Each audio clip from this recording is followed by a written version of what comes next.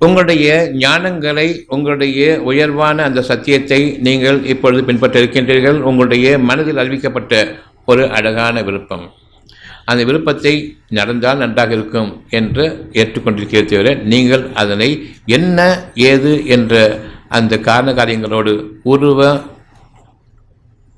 விளைச்சல்கள் அடிப்படையை கொண்டு நீங்கள் அறிந்த ஒன்றை கொண்டு பார்க்க முடியாது. சுகம் என்பது பார்க்கவும் முடியாது. சுகத்திற்கு மேல் சுகம் என்பதை உணர முடியும், சுகத்தையும் உணர முடியும். சுகம் அதிகரிக்க வேண்டும் என்ற அந்த ஒரு உணர்வு இன்னும் அழகானதாக இருக்கின்றது. உண்மைக்கு வாருங்கள். என்றுமே நிலைத்திருக்கக்கூடிய, என்றுமே உயர்ந்து விளங்கக்கூடிய, ஒவ்வொரு மூச்சிலும் வித்தியாசமாக சுகத்தை நான் அனுபவிக்க வேண்டும், சுகங்களில் வாழ வேண்டும் என்ற அந்த எண்ணம் சத்தியமானது. அதெல்லாம் விட்டுவிட்டு இருக்கக்கூடிய சுகத்தை நான் பாதுகாத்துக் கொள்கின்றேன் என்ற அடிப்படையில் நம்மை நாம் வருத்தி கொண்டிருக்கின்றோம்.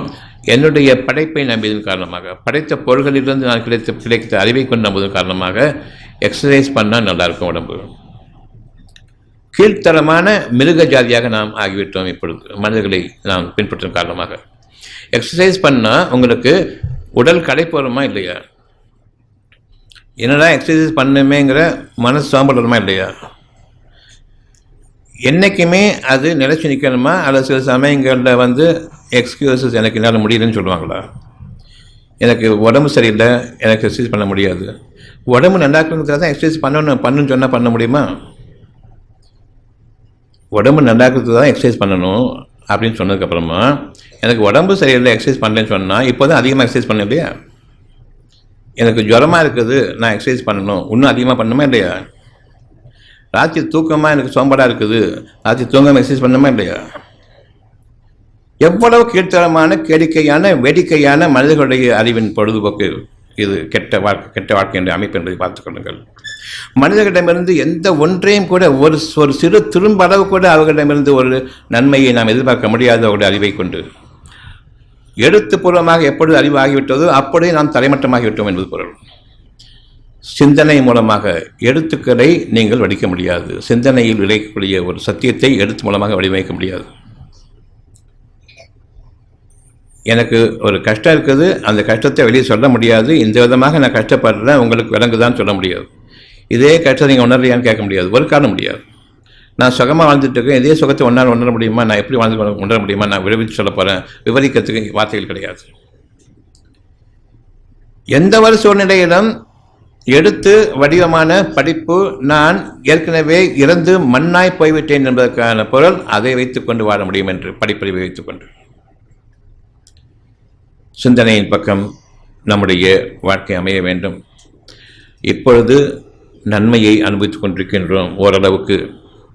இந்த நன்மைக்கு யாரொருவரும் காரணமல்ல. எவன் என்னை படைத்தானோ, வாழ்க்கையை முடியும் வரையில் பொறுப்பேற்றுக் கொள்வேன் என்று கூறுகின்றானோ, அவன் ஒருவன் தான் இந்த சுகத்திற்கு காரணம், நன்மைக்கு காரணம். உண்மையை இப்பொழுது உணர்கின்றேன். ஒரு லெவல் அதிகமாகும். ஞானங்களின் பக்கம் உணர்கின்றேன். சத்தியமும் உண்மையும் நன்மையும் ஞானங்களாகும். சுகம் விளைச்சல்கள். இந்த விளைச்சல்களிலிருந்து நீங்கள் நன்மையையும் உண்மையையும் ஞானத்தையும் கொண்டு உங்களுடைய வாழ்க்கையை ஆரம்பிக்க வேண்டும். சத்தியமாக நம்முடைய வாழ்க்கை நன்மை ஆயிற்று. இதற்கு கீழாக நான் இறங்கி அனுபவிக்க ஆரம்பிக்கும் பொழுது நான் என்ற எண்ணம் வந்துவிடும். நான் அனுபவிக்கின்றேன் என்ற எண்ணம் வந்துவிடும். நான் மட்டும்தான் அனுபவிக்க வேண்டும் என்ற அந்த எண்ணம் வந்துவிடும். மற்றவர்கள் மனிதர்கள் பொறாமையும் ஏற்படும். நான் மிருகங்களை விட கேவலமானவர்கள், நம்பிக்கை கொள்ளாத மக்களாக வாழ வேண்டியிருக்கும். சூழ்நிலைகளில் நீங்கள் வாழ்கின்றீர்கள், உடலை கொண்டு வாழவில்லை.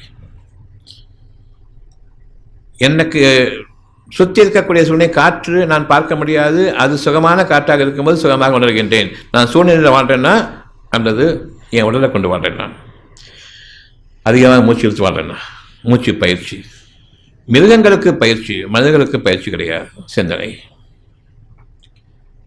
ஒவ்வொருவரும் முயற்சிக்கு அவர்கள் பயிற்சி அளிக்கின்றார்கள். அந்த பயிற்சியில் உங்களுடைய வாழ்க்கை இருக்கிறது என்று மூச்சு பயிற்சி என்றும் தியான பயிற்சி என்றும் என்ன பயிற்சி?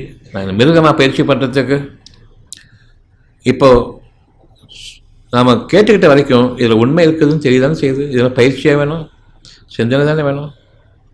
ஏன், எதுக்கு, எப்படிங்கிற கேள்வியை மனசில் வச்ச அந்த கேள்விக்கு பதில் உள்ளத்திலேருந்து வரும். அது இறைவனுடைய பதில், அழகான பதில், உயர்வுக்கான பதில். மனிதர்களிடம் கேட்டால் குழப்பங்கள். அடிப்படையாக பூமியை அடிப்படையை ஒட்டி அந்த பிரயோஜனமே இல்லாத எந்த வகையிலும் வாழ்க்கைக்கு வக்கில்லாத பேச்சுக்களைத்தான் நாம் பதிலாக பெறுவோம். மனிதர்களிடம் நான் கேட்கும் பொழுது, புத்தகத்தை படிக்கும் பொழுதும் சரி, நாம் புழுப்பூச்சிகளை விட மோசமாகிவிட்டோம். புக் வாம் தான் சொல்லுவாங்க, புத்தக பொருள் தான் சொல்லுவாங்க, அறிவுடையவன் சொல்ல மாட்டாங்க. சிந்திப்பவர்களுக்கு உயர்வான வாழ்க்கை இருக்கின்றது.